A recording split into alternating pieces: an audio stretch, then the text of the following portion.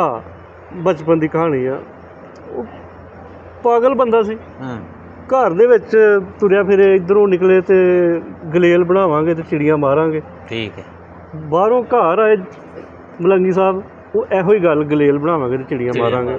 ਹਾਂਜੀ, ਘਰ ਵਾਲੇ ਬੜੇ ਪਰੇਸ਼ਾਨ। ਉਹਨੇ ਕਿਹਾ ਯਾਰ ਇਹ ਕੀ ਮੁਸੀਬਤ ਪੈ ਗਈ ਹੈ। ਕੁਛ ਦਿਨ ਤੇ ਉਹਨਾਂ ਨੇ ਬਰਦਾਸ਼ਤ ਕੀਤਾ। ਠੀਕ ਨਹੀਂ ਹੈ, ਠੀਕ ਹੈ। ਇਹ ਕਾਸਾ ਆਮ ਕਾਸਾ ਨਹੀਂ ਹੈ। ਉਹਨੇ ਕਿਹਾ ਫੇਰ ਭਾਈ ਇਹ ਕੀ ਹੈ, ਮੈਨੂੰ ਦੱਸ ਤੇ ਸਹੀ, ਮੈਂ ਤੇ ਮਰਨ ਵਾਲਾ ਹੋ ਗਿਆ। ਉਹਨੇ ਕਿਹਾ ਇਹ ਹਕੂਮਤ ਪਾਕਿਸਤਾਨ ਦਾ ਕਾਸਾ ਵਾ, ਜਿਹੜਾ ਨਾ ਭਰਿਆ ਤੇ ਨਾ ਭਰ ਹੀ ਸਕਦਾ ਵਾ। अस्सलाम वालेकुम। गल वेले दी नाल मैं तुहाडा यार, तुहाडा दोस्त, तुहाडा मित्र, तुहाडा संगी जुल्फकार जट ते तुसीं देख रहे हो गल वेले दी। ते अज असीं ज़रा अपने एक वीर, अपने मित्र, साडे बड़े बीबे जे वीर नईम साहब कोल इत्थे बैरिया टाउन आए सी ते एवें ज़रा गपशप हो रही सी ते मैं कहा यार क्यों ना इहनूं फिल्म बंद कर लिया जाए, अपने प्रोग्राम च लिआंदा जाए। वजह इह कि इहो जिहियां यादां जिहड़ियां ने ना ये हमेशा महफूज रहणियां चाहीदियां ने। बंदा किते भी देखदा है ते अपना ये वेला याद आंदा।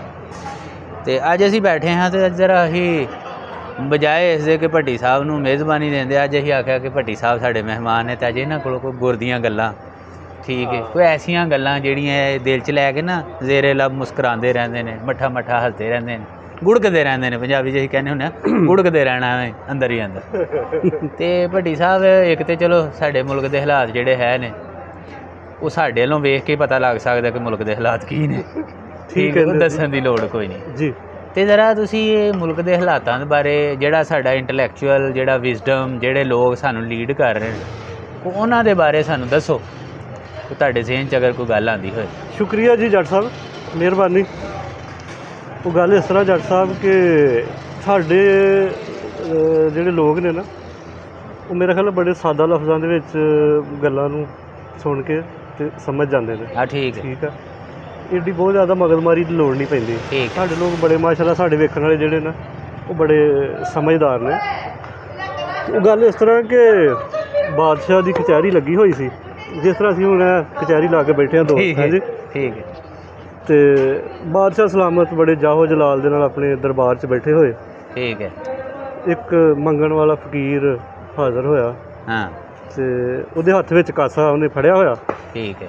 जाके तो कहना कि बादशाह सलामत, मैं तेरी सखावत के किस्से बड़ी दूर दूर तक सुने ने, तो मैं तेरे को हाज़र होया। उन्हें कहा हाँ तू ठीक सुनिया, तो मंग तू की मंगना, की कहना तू। ठीक है। उन्हें कहा बादशाह सलामत है मेरे को कासा वा तो इनू भर दे। बादशाह ने गल दे विच हार सी पाया होया, वो लाया, उन्हें कासे च रख दिता। ठीक। वो जिस टाइम कासे च रख दिता तो फकीर ने फिर वेख्या, बादशाह समझ गया कि अजे इसकी तसल्ली नहीं हुई। उन्हें कहा कि उतों को अशरफियां की जी है ना बोरी एक वो भी लियाओ तो कासे च पा दो। बिल्कुल ठीक है। वो जट साहब अशरफियां की बोरी लिया के रख दी कासे च, कासा फिर खाली। वाह। वो फकीर ने फिर बादशाह सलामत वाल वेख्या। हुण बादशाह सलामत दी इज्जत बेइज्जती का मसला बन गया। उन्हें कहा यार इंज करो कि मलंगी साहब खजानिया दे जिहड़ा ना मूँह खोल दो। वो जिस टाइम खजानिया दे मूँह खोल दिते कासे वाल नूं ते खजाने मुक गए तो कासा फिर भी खाली। बादशाह बड़ा परेशान होया। फकीर ने बड़ी ना तंजिया नज़रां नाल वेख्या। बादशाह परेशान होया, वो अपने तखत तो उठिया। जट साहब उन्हें अपना ताज ला के ना फकीर दे पैरां च रख दिता। वाह। वो जिस टाइम ताज रख दिता पैरां विच ते किहड़ी पहुंची हुई हस्ती उहनूं पुछदा कि ए पुरसरार शख्स, ए बंदा खुदा, ये किस हस्ती दा कासा वा? वाह। जेड़ा भरिया ही नहीं जान लिया। ठीक है।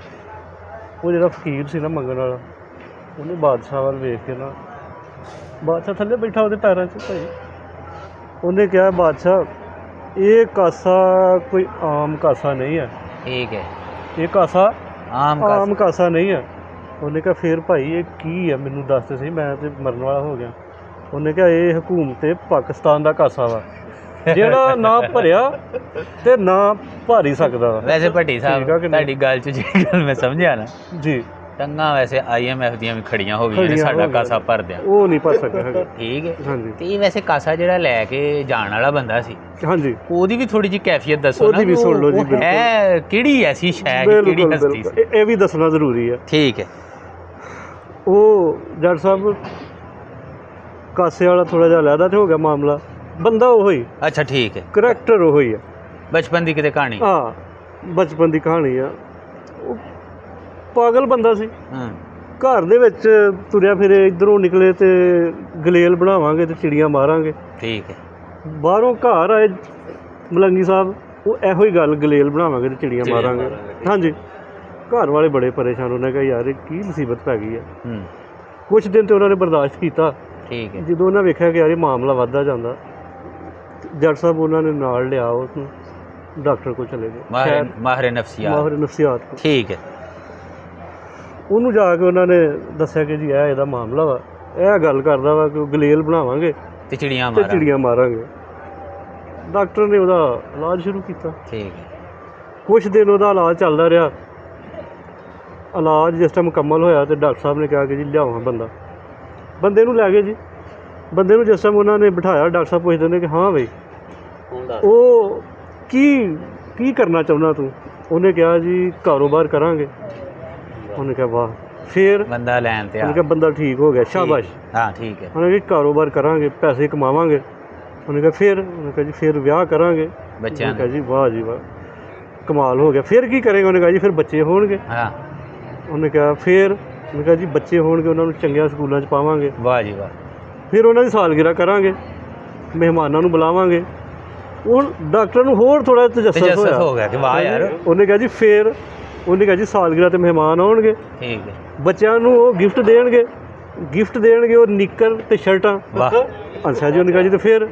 ਉਹਨੇ ਕਿਹਾ ਜੀ ਫਿਰ ਉਹਨਾਂ 'ਚੋਂ ਕੱਢਾਂਗੇ ਲਾਸਟਿਕ ਕੱਢਾਂਗੇ ਤੇ ਗਲੇਲ ਬਣਾਵਾਂਗੇ ਤੇ ਚਿੜੀਆਂ ਮਾਰਾਂਗੇ। ਲਓ ਜੀ। ਅੱਛਾ, ਉਹ ਹੁਣ ਗੱਲ ਫਿਰ ਉੱਥੇ ਹੀ ਆ ਗਈ, ਕਦੀ 200 ਯੂਨਿਟ ਤੇ ਕਦੀ 300 ਯੂਨਿਟ ਤੇ ਕਦੀ ਕੱਪੜੇ ਵੇਚ ਦਾਂਗੇ। ਭਾਈ ਗੱਲ ਇਹ ਵੇ ਜਿਹੜੀ ਗੱਲ ਬੜੀ ਸਭ ਤੁਹਾਡੀ ਗੱਲ 'ਚੋਂ ਮੈਂ ਸਮਝਿਆ ਨਾ, ਇਹ ਚਾਚਾ ਰਫੀਕ ਯਾਦ ਆ ਗਿਆ। ਚਾਚਾ ਰਫੀਕ ਜੀ, ਇਹ ਉਹਨਾਂ ਦੀ ਤਰਬੀਅਤ ਆ ਕਿ ਇਹ ਚੀਜ਼ਾਂ ਨੂੰ ਵੇਖਦੇ ਆ। ਜਿਹੜੀ ਗੱਲ ਮੈਂ ਸਮਝਿਆ ਨਾ ਵੱਡੀ ਸਾਹਿਬ ਦੀ ਗੱਲ 'ਚ, ਕਿ ਮੁਲਕ ਆ ਗਿਆ ਉਹਨਾਂ ਲੋਕਾਂ ਦੇ ਹੱਥੇ ਕਿ ਜਿਨ੍ਹਾਂ ਦਾ ਸ਼ੌਕ ਹੀ ਇਹ ਕਿ ਗਲੇਲ ਬਣਾਵਾਂਗੇ ਤੇ ਚਿੜੀਆਂ ਮਾਰਾਂਗੇ।